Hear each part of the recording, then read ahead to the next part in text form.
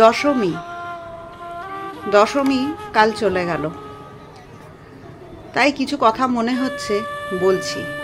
দশমী মানেই কলকাতায় কেউ থেকে যায় না, কলকাতায় সবাই রয়ে যায়।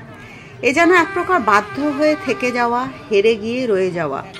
সবাই জানে কলকাতায় কিছু হওয়ার নেই, শিল্প নেই, চাকরি নেই, ভালো শিক্ষা নেই, ছেলেমেয়ের ভবিষ্যৎ নেই, শুধু নেই আর নেই।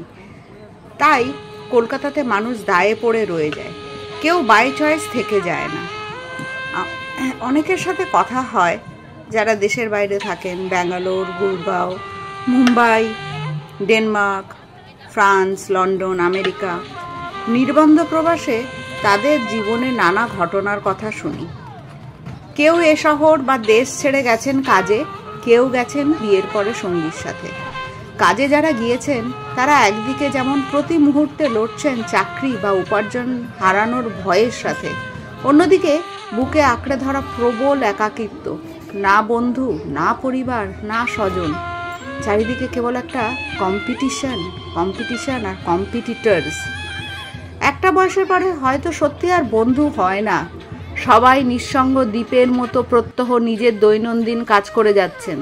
অফিস যাচ্ছেন, ফিরছেন, রান্না করছেন, খাচ্ছেন, উইকেন্ডে শপিং মল বা বাড়ির কাজ, আবার সপ্তাহের শুরু থেকে যেকে সেই। বিয়ে করে যারা গিয়েছেন পড়েছেন তারাও তো সঙ্গীর মুখটুকুও দেখতে পান না, আরও একা হয়ে পড়েন, ফ্রাস্ট্রেশন বাড়তে থাকে।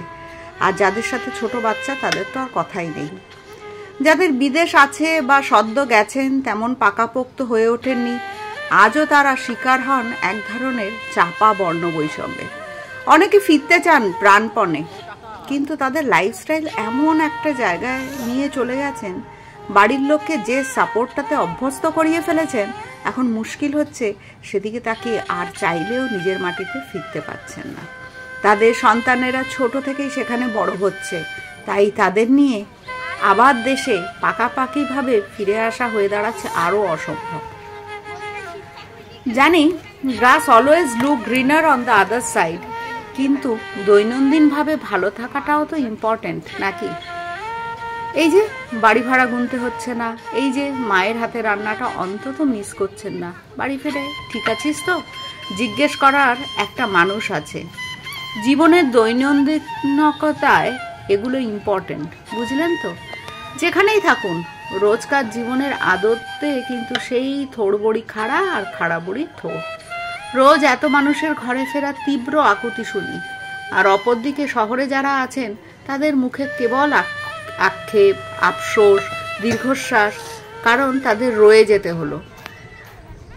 যা হোক, পুজো শেষ, কাজে ফেরার পালা, কর্মস্থলে ফেরার পালা। আর পুজো শেষে যারা ফিরে যাচ্ছেন বা কিছুদিন পরেই ফিরবেন, তাদের বলছি আবার শীঘ্রই ঘরে ফেরা হবে ঠিক। ভালো থাকবেন সবাই।